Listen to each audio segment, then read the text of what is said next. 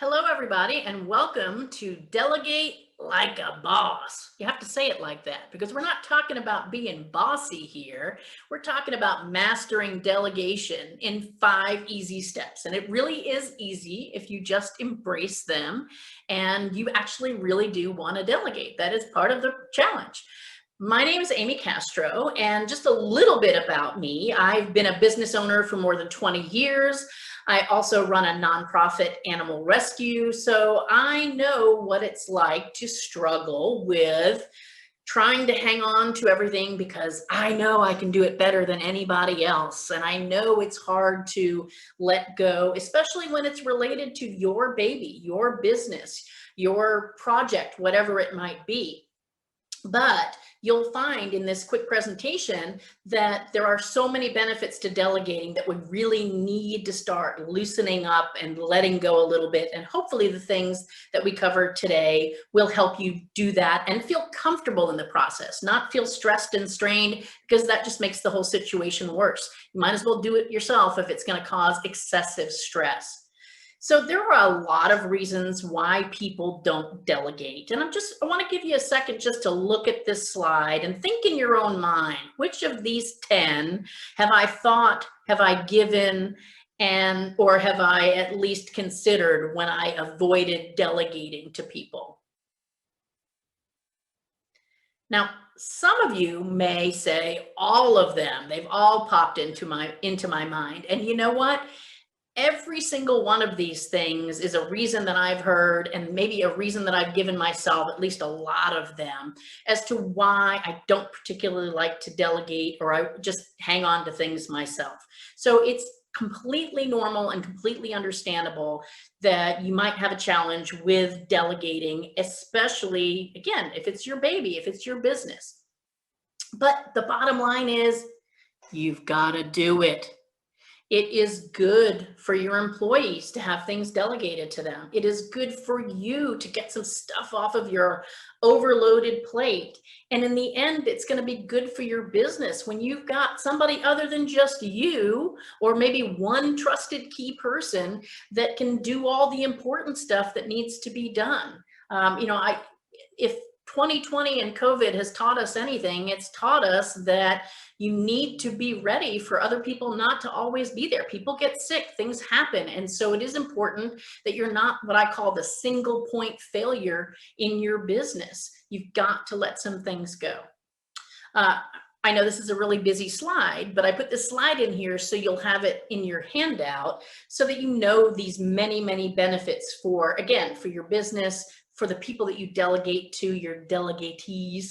There's just a lot of things. I mean, it allows you as the business owner or manager or leader to get some things off your plate, get some stress off your plate, and focus on some things that you might be neglecting because you're so head down in everyday tasks that maybe aren't appropriate for you. They're not the things that you're really supposed to be doing. It's something somebody else could do. It also grows your people. It grows their skills.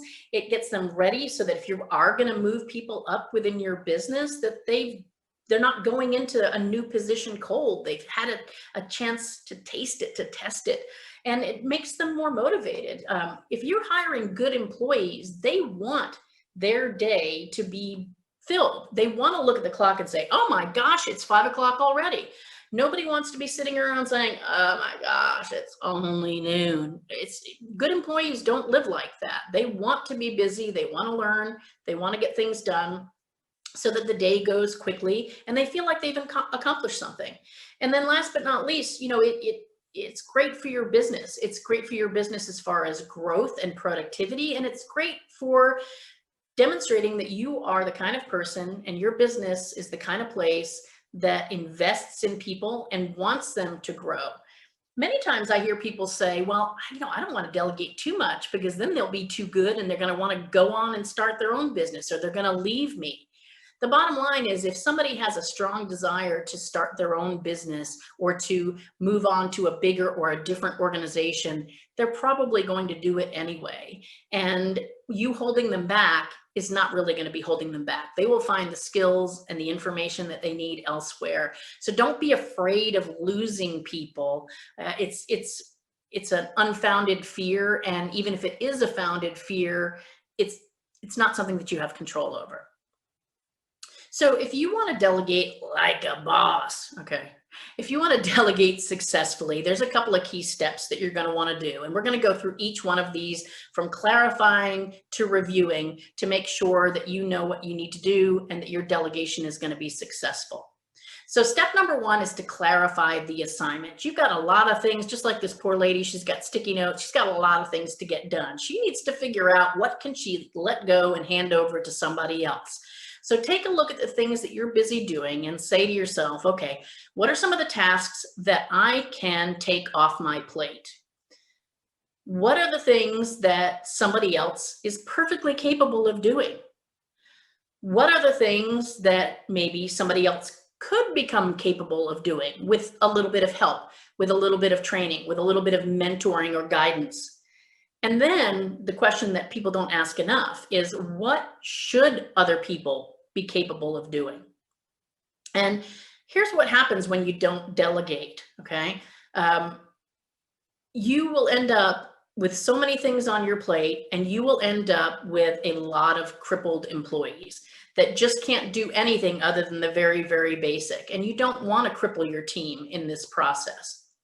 The other thing I would say, as far as a tip for things to delegate, is don't make the mistake of only delegating the stuff that other people don't want to do, the poop jobs.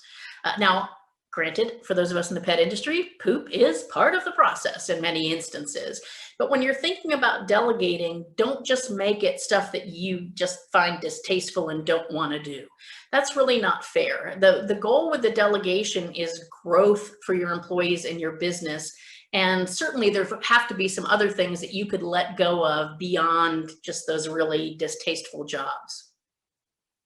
One of the main reasons why delegation fails is this idea of clarity, clearly identifying the things you can delegate. If you can't clearly identify the outcome, okay, you don't have to know all the steps. You're leaving the steps to the employee that you're delegating to in most instances. But if you don't know what you want in the end and you can't clearly state that, you're never going to delegate effectively. So let me give you an example I think all of you can relate to. You want your family, we're going to use your family as this, to just put a new roll on the toilet paper holder when the last roll is done. How many of you have had that battle? Holler amen. I won't hear you, but I know you're hollering. Okay, so that's the task, okay? You've clearly identified it in your mind. All I want you to do is to put a new roll on the toilet paper holder. That is not maybe clear enough, as I found in my household.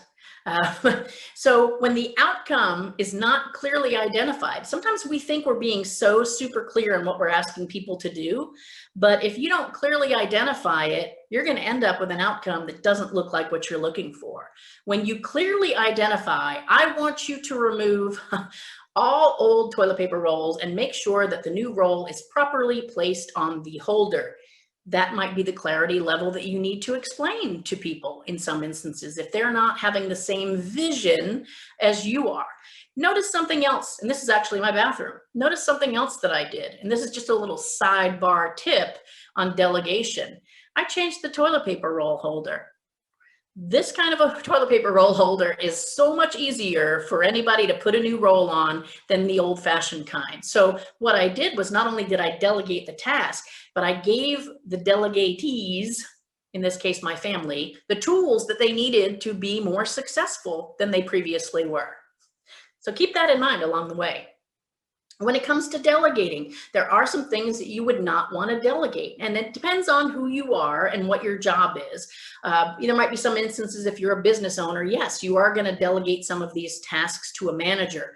But for the most part, these are the types of things like a payroll problem or disciplining people, or you've got morale problems. You don't want to leave that to just anybody in your organization. These are the types of things that you need to take the lead in, and setting the example and kind of leading from above and leading downward. The second key to delegating like a boss is to make sure that you're picking the right person for the job. And that means you need to know what level of delegation of the task, Who can do it? When is the deadline? Who can benefit from learning how to do this? And who actually wants to do it? If you ask yourself those questions, you're going to be able to narrow down the pool of delegatees.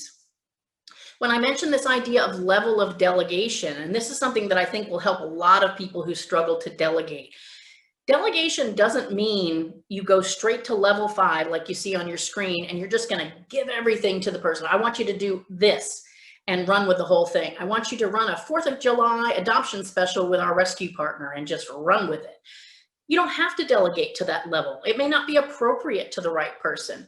Maybe it's a new employee and you're going to tell them, I need you to do these steps and how to do them so that they can get some practice taking some responsibility. Maybe they're going to do some research for you and get back with options for doing something, but they're not going to make a decision. You're still going to make the decision.